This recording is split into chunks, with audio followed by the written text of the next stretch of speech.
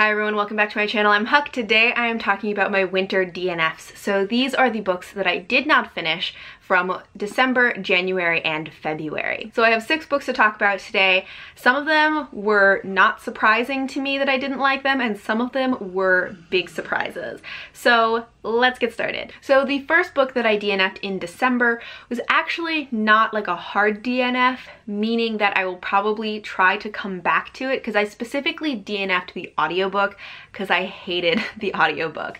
But that is The Gilded Wolves by Rakshni Chakshi. This is a YA historical fantasy set in Paris in, I don't remember what time period, 1889, and it is a heist story with like a main cast of characters.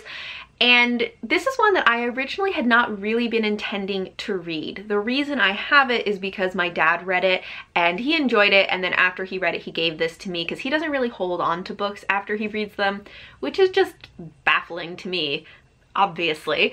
But he gave me this book, so I ended up with it and I was like, sure, I'll give it a try.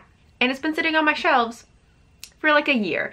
So I decided to try it as an audiobook since I wasn't sure if I even wanted to read it.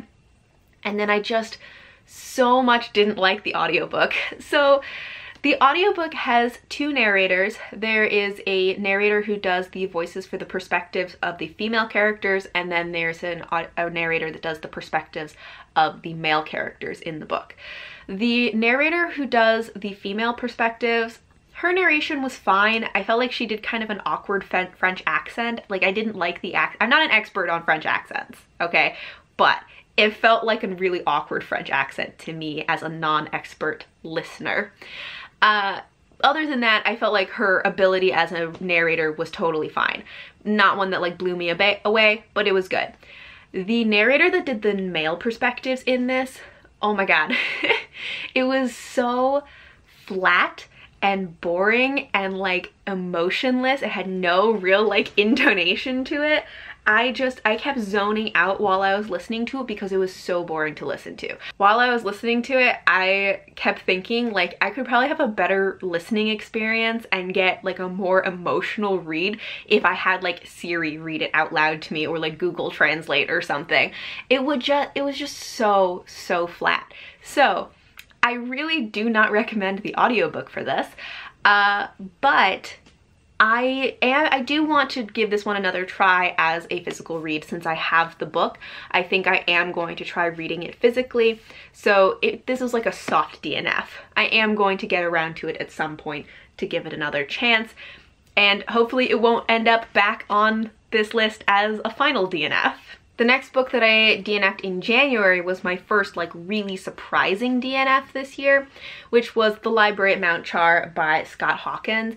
This is one that I had really been expecting to like. In this, our main character is a part of this group of people who as children had been adopted by this man that they just call father, and like nobody knows his name. And he's kind of this like omniscient supernatural being who then gets each of the like children to learn what he calls a catalog, so they each have a certain thing that they learn about. Our main character's thing is language, so she has to learn all of the languages that do exist, that have existed, might exist in the future, and even like fictional languages.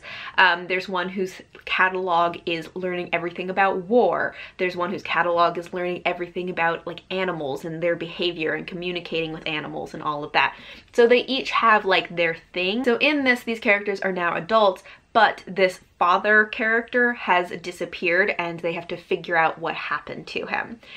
And this book, I went into it expecting to really love it because it sounds really weird, and it's one of those books that people kind of say like if you liked Middle Game, you would probably also like The Library at Mount Char. It's like one of those kind of indescribable books. It also was at a library. But what I found is that I was just so incredibly bored while I was reading this. I think I read like 120 pages. Well, I read 100 pages and then I skimmed 20 pages and then I was just like, no, I can't do this anymore because I was so bored. I think the problem for me was, it was two things. One is that I was not connected to any of the characters. I wasn't interested in them. I didn't care about them. I just thought they were very flat and they weren't very interesting or engaging. And then I also think that the balance of mystery versus like feeding us information was just, the balance was not right for me. I think it's a very delicate balance between withholding information and keeping a mystery and feeding enough information that it keeps the reader going and keeps the reader interested. And this just didn't have the right balance for me and kept me in the dark in a way that made me feel disconnected from it. Instead of making me want to figure out the mystery, I just was like, I don't understand what's happening and I don't care to figure out what's happening. And then because I was so disconnected from the story and from the characters, there were parts of the story that were supposed to have like an emotional punch to them that just lost all of their impact because I so much didn't care about what was happening. There are parts about this like that do get pretty like graphic and gory and gross, and I didn't even get that far into it. It probably gets even worse as you go on. But even in those parts, I was just bored. Like there's a character who gets like tortured and burned alive, and they even like do some weird magic stuff on him, so it takes him like hours to die. And the whole time I was just like, I was just so disconnected from it that while I was reading it, I was like, yeah, I can see that like there's a shock value of how like disturbing and gross that is, but also I just really don't care. Like I've read things that were far less graphic than that have been far more horrific to me because I was connected to the characters and I cared about like that emotional impact that it had. So yeah, I was just super bored by this.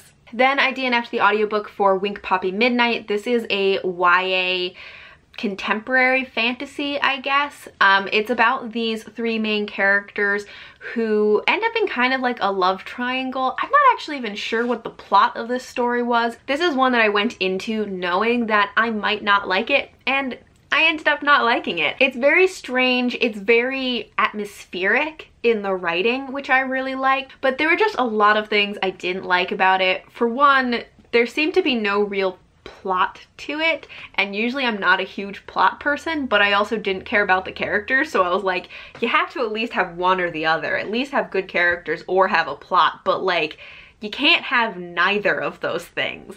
I didn't like the characters, as I was saying. I didn't think they were very interesting. They were very like tropey. You had like the, you know, mean girl at school who is like rich and really smart, and she uses her intelligence to like manipulate everyone around her. And then you have like the nice guy who's in love with her, and then there's like a manic pixie dream girl who's like one of the like clearest manic pixie dream girl characters I've ever seen in my life. And then somehow the three of them end up in a love triangle that doesn't make any sense. But one of the things that was like the weirdest to me was the boy's relationship with the girl that was like the manic pixie dream girl character, because she's like about the same age, like they're about the same age, but she's consistently described as being childlike, that she seems so much younger than them in the way that she looks, in the way that she acts, the way that she talks. She's just so consistently described as being so childlike.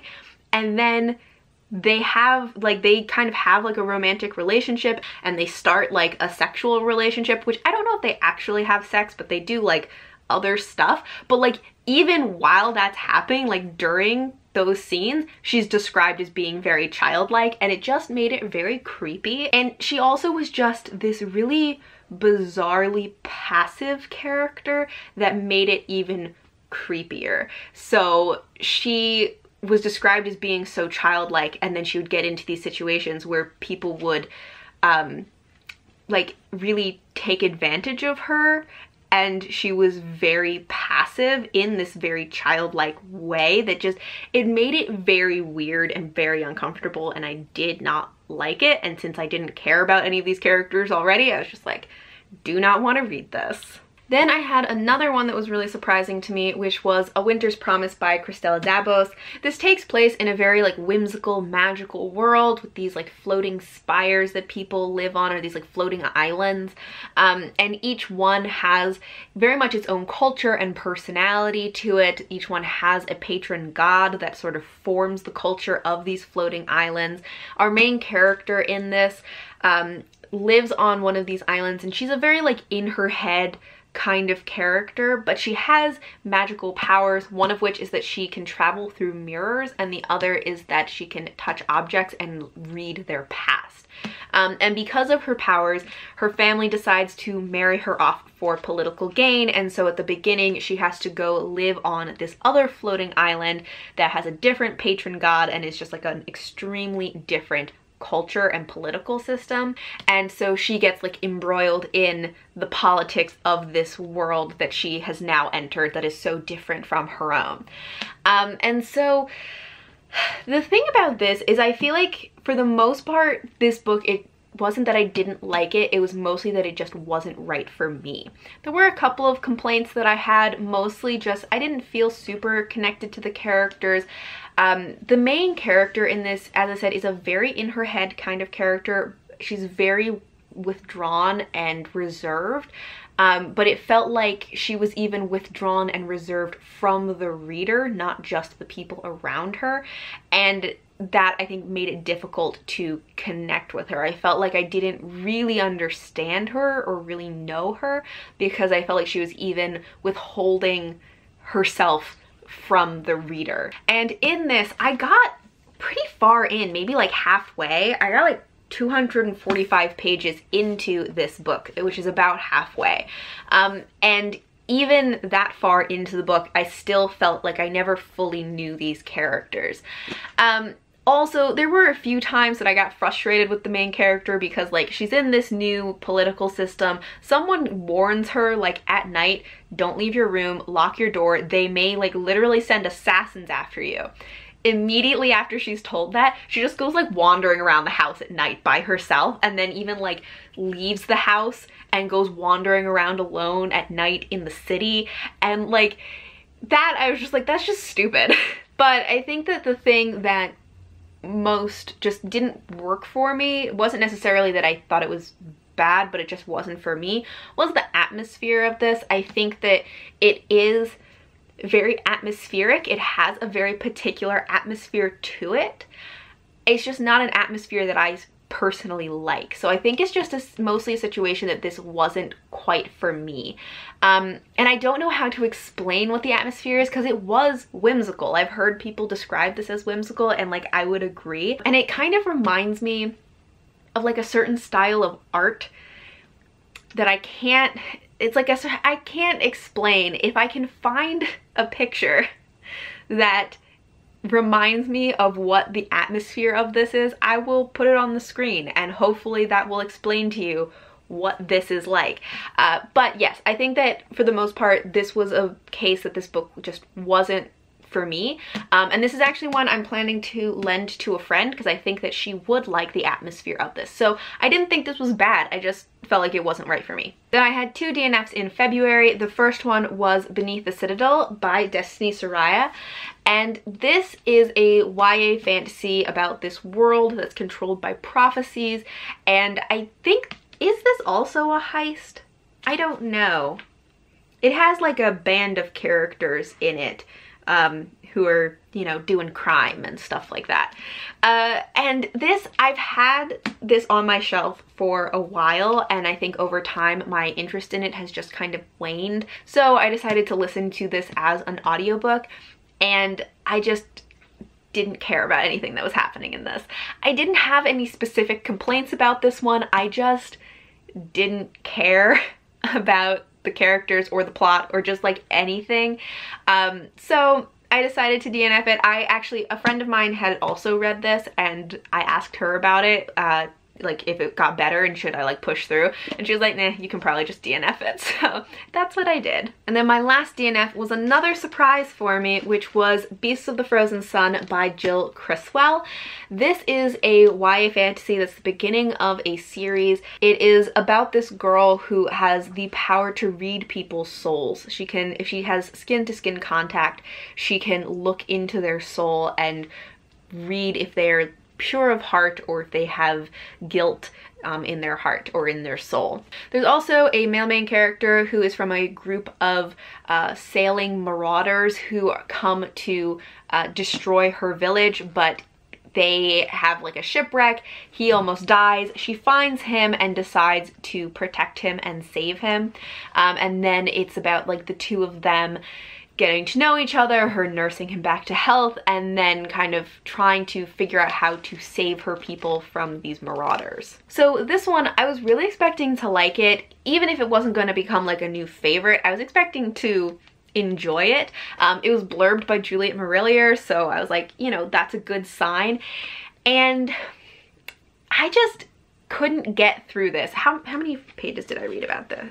Yeah, I read like 120 pages into this. It's only like 330 pages, so that's at least like a third of the book. Really, it felt like half the book was missing. It felt like they had left out all of the in-between parts that build the world and the characters and the dynamics and like make you invest in these characters and relationships, and it was just the and then this happened and then this happened and then this happened.